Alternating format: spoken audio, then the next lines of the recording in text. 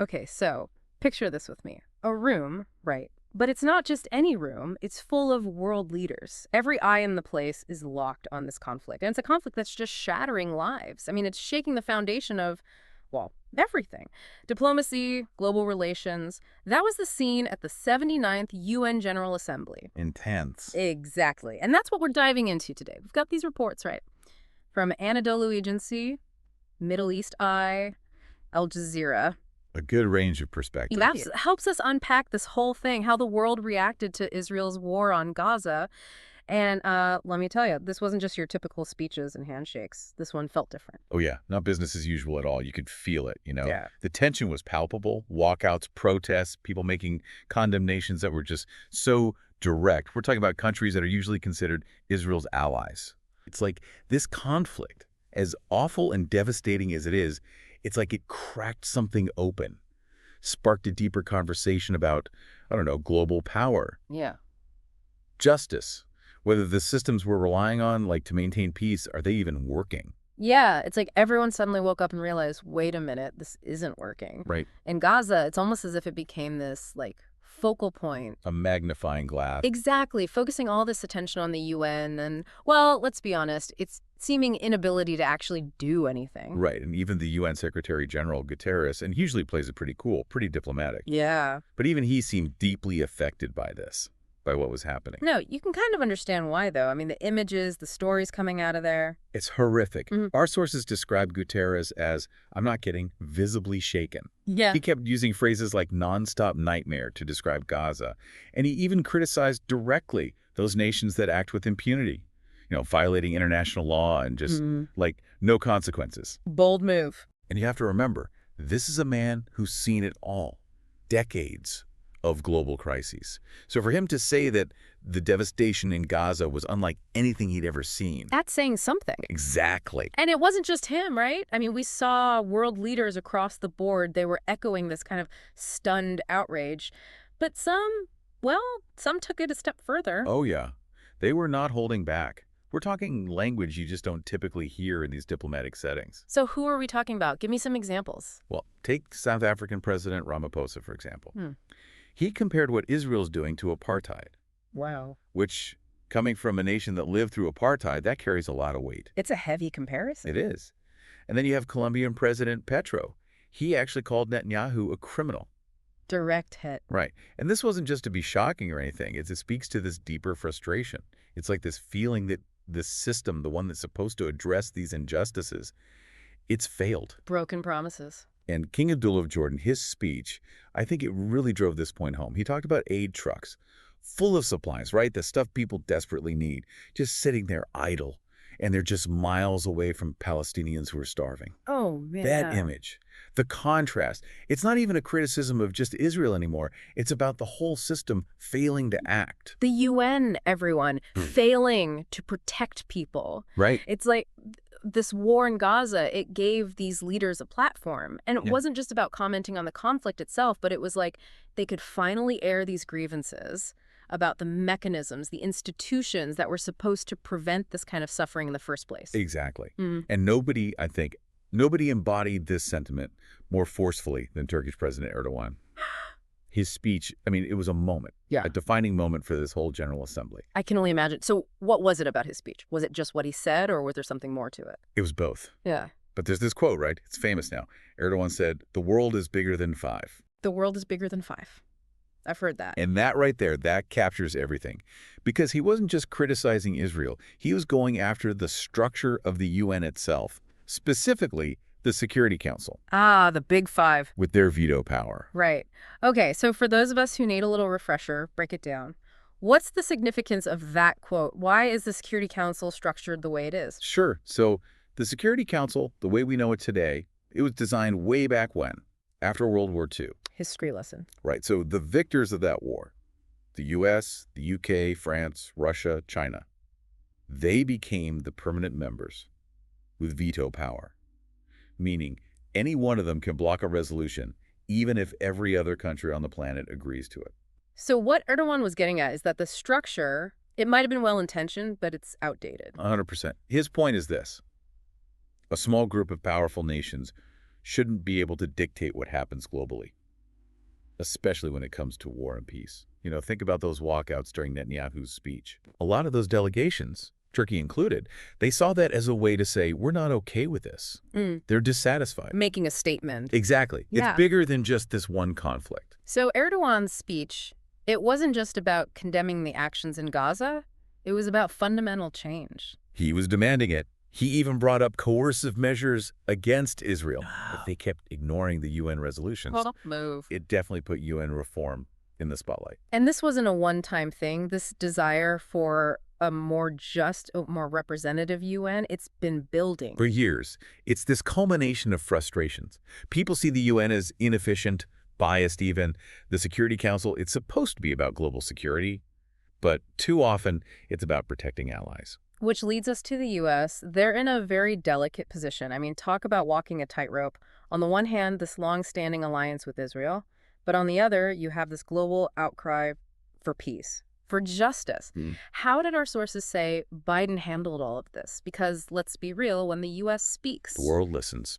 You'd say that again. It's a huge responsibility, and everyone's watching to see how they react.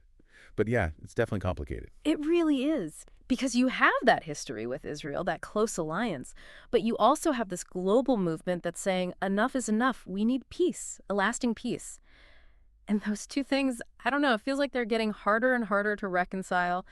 So how did Biden even begin to address all of that? What did he actually say in his speech? Well, he condemned Hamas, called for a two-state solution, which, just so everyone's on the same page, that basically means having both an independent Israel and an independent Palestine existing peacefully together. And he talked a lot about the need for diplomacy, for pursuing peace through peaceful means. But he also made it very clear that he believes Israel has the right to defend itself. Right, and that's often the thing with these big speeches, right? There's a lot of talk about peace and diplomacy, but it can feel a little vague. Did our sources say anything about whether Biden actually outlined any concrete steps the U.S. was prepared to take? And that's where things get even more interesting. Because while he did mention working with Qatar and Egypt to try to negotiate a ceasefire and get those hostages released. Which, if I'm remembering correctly, that's something the UN Security Council also called for, right? Exactly, a joint effort there. But even with that, there weren't really any specific actions laid out. And that's sparked a lot of criticism, a lot of skepticism. People saying, okay, that's nice, but how? What are you actually going to do? Especially with all the talk about sending in a multinational security force to Gaza, that seemed to ruffle a lot of feathers. Oh, yeah, that was controversial right out of the gate. Palestinian leadership, they were opposed to it. And a lot of Arab states felt the same way. Their concern was that this force, it wouldn't actually bring peace, it would just formalize Israeli control over Palestinian territories, just under the banner of security. So it becomes a question of whose security are we prioritizing? And at what cost? Whose needs are being met and whose are being ignored? Exactly. And it makes you wonder, can you even call it security when it comes at the expense of another group's basic human rights? Their right to self-determination. That's the conversation this whole thing has ignited. It's a huge question, and it's one we need to be talking about. And this is where understanding those different perspectives, the viewpoints of all the countries involved, it becomes so essential. We've talked about Erdogan's response, but South Africa's reaction was also impossible to ignore. Oh, absolutely. Yeah. I mean, given their history with apartheid, the fact that their president directly compared Israel's actions to that period, that's not something you can just brush aside. That carries a lot of weight, morally speaking. It carries the weight of experience, of having lived through something so horrific. Exactly. And then there's Colombia, with their president straight up calling out those power dynamics, the ones that silence certain voices, especially the voices of those who are most impacted by these conflicts. And going so far as to label Netanyahu a criminal. I mean, to use that language on the UN stage, that's a powerful statement.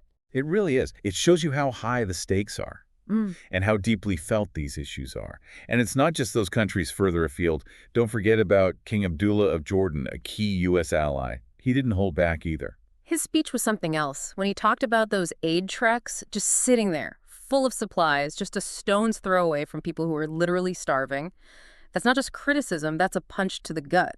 It's a system failure on a massive scale. It is. And it reminds us that this conflict, its consequences, they reach far beyond Gaza. Look at Lebanon, for example. That situation is deteriorating rapidly.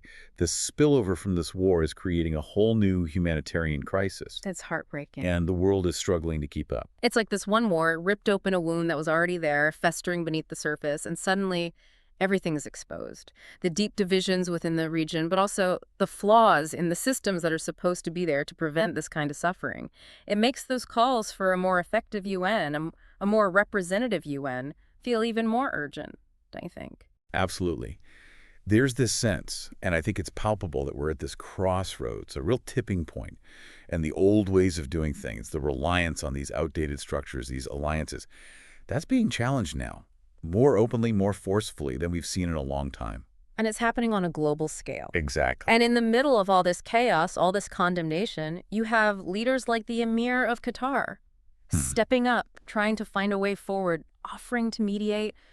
That takes guts. You have to believe in diplomacy even when you're surrounded by division. It does. It takes courage and hope.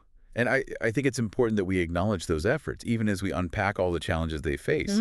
Because the question we're left with is, what happens next? What does a future beyond this conflict even look like? That's the million-dollar question, isn't it? And unfortunately, there are no easy answers.